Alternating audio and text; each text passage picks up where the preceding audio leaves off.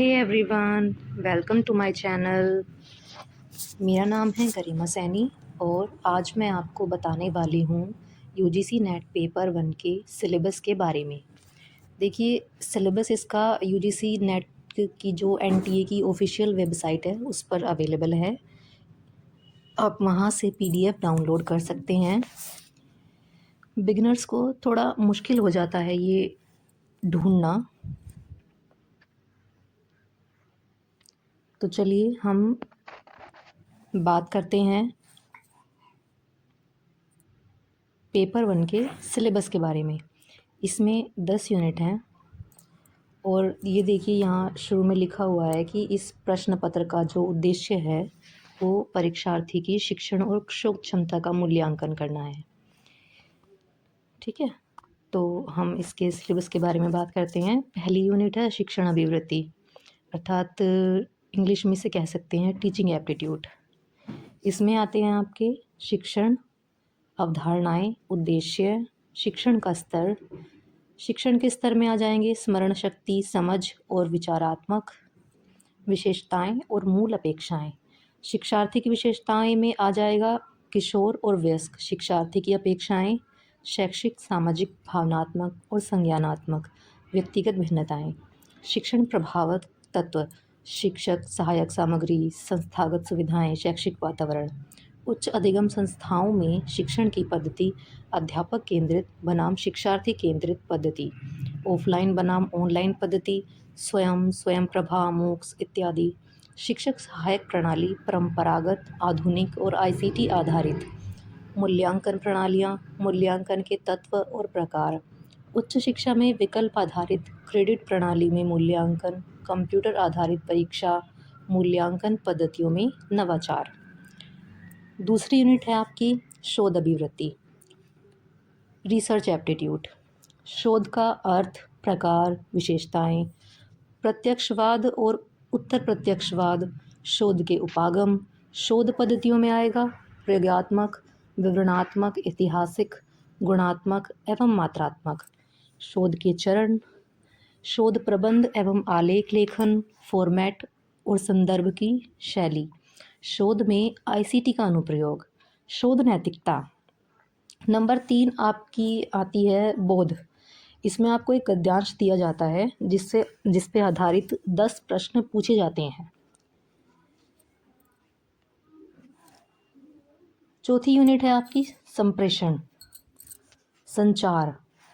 संप्रेषण का अर्थ, प्रकार, अभिलक्षण, प्रभावी संप्रेषण, वाचिक और गैर वाचिक यानी कि वर्बल और नॉन वर्बल कम्युनिकेशन, अंतः सांस्कृतिक एवं सामूहिक संप्रेषण, कक्षा संप्रेषण, क्लासरूम कम्युनिकेशन। प्रभावी संप्रेषण में बाधाएं क्या आती हैं, जन, मीडिया एवं समाज।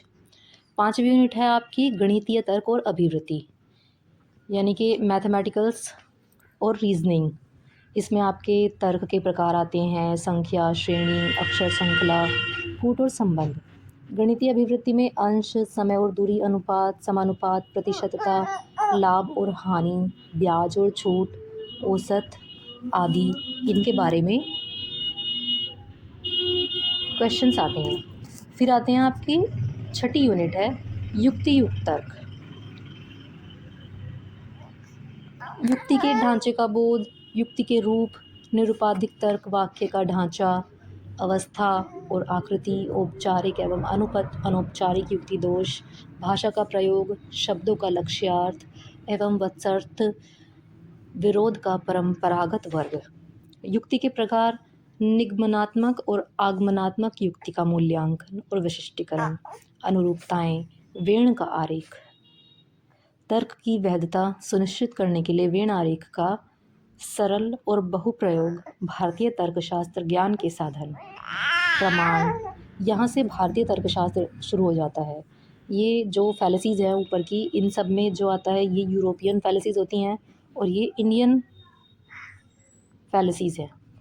इसमें ज्ञान के साधन माने गए हैं प्रमाण। जो ज्ञान के प्रमाण माने गए हैं वो 5 प्रकार के माने गए हैं: प्रत्यक्ष, अनुमान, उपमान, शब्द, अर्थापत्ति और अनुपलब्धि।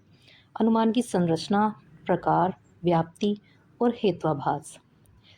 7वीं यूनिट आती है आपकी आंकड़ों की व्याख्या, डाटा इंटरप्रिटेशन। इसमें ज़्यादातर ये तालिका पर आधारित ही आती है।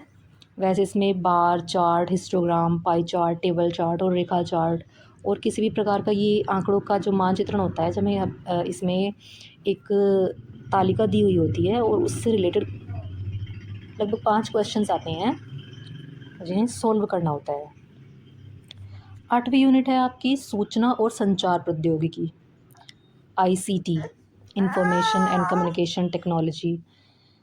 ICT सामान्य संक्षिप्तियाँ और शब्दावली, इंटरनेट, इंट्रानेट, ईमेल, श्रव्य दृश्य कॉन्फ्रेंसिंग की मूलभूत बातें, उच्च शिक्षा में डिजिटल पहलें, ICT और अनुशासन, ICT और सुशासन। 9वीं और 10वीं यूनिट जो है आपकी काफ़ी डीप में जाते हैं ये, और इसमें थोड़ा करंट भी जुड़ता है। हालांकि 8 यूनिट भी है जिसमें करंट क्वेश्चंस जुड़ते हैं, करंट अफेयर्स। 9वीं यूनिट है आपकी लोक विकास और पर्यावरण। इसमें आएंगे विकास और पर्यावरण, मिलेनियम विकास और संपोषणीय विकास का लक्ष्य है, मानव और पर्यावरण समव्यवहार, नरजातीय क्रियाकलाप और पर्यावरण पर उनके प्रभाव, पर्यावरण परक मुद्दे, स्थानीय, क्षेत्रीय और वैश्विक वायु प्रदूषण, जल प्रदूषण, मृदा प्रदूषण, ध्वनि प्रदूषण, अपशिष्ट जैसे ठोस, तरल, बायोमेडिकल, जोखिमपूर्ण, इलेक्ट्रॉनिक, जलवायु परिवर्तन और उसके सामाजिक, आर्थिक तथा राजनीतिक आयाम, मानव के स्वास्थ्य पर प्रदूषकों का प्रभाव, प्राकृतिक और ऊर्जा के स्रोत, सौर, पवन, मृदा, जल, भूताप, बायोमास, नाभिकी और वन, प्राकृतिक जोखिम और आपदाएं, न्यूनीकरण की युक्तियाँ, पर्यावरण संरक्षण अधिनियम 1986, जलवायु परिवर्तन संबंधी राष्ट्रीय कार्य योजना, अंतर्राष्ट्रीय समझौते और प्रयास, मॉन्ट्रियल प्रोटोकॉल, रियो सम्मेलन, जैव विविधता सम्मेलन, क्योटो प्रोटोकॉल, पेरिस समझौता, अंतर्राष्ट्रीय सौर संधि, इन सभी के बारे में क्वेश्चंस आते हैं। And the last unit is उच्च शिक्षा प्रणाली, हायर एजुकेशन सिस्टम, उच्च अधिगम संस्थाएं और प्राचीन भारत में शिक्षा। स्वतंत्रता के बाद भारत में उच्च अधिगम और गैर पारंपरिक अधिगम कार्यक्रम, व्यावसायिक, तकनीकी और कौशल आधारित शिक्षा, मूल्य शिक्षा, पर्यावरण शिक्षा, नीतियाँ, सुशासन, राजनीति और प्रशासन। और पेपर 1 का सिलेबस यहीं ख़त्म होता है।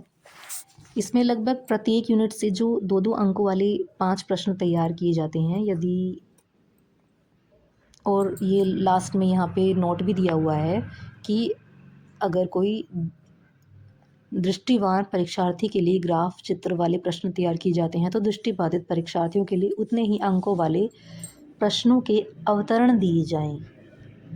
ओके, तो ये सिलेबस यहाँ कंप्लीट होता है। अब मिलेंगे नेक्स्ट वीडियो में। Bye bye.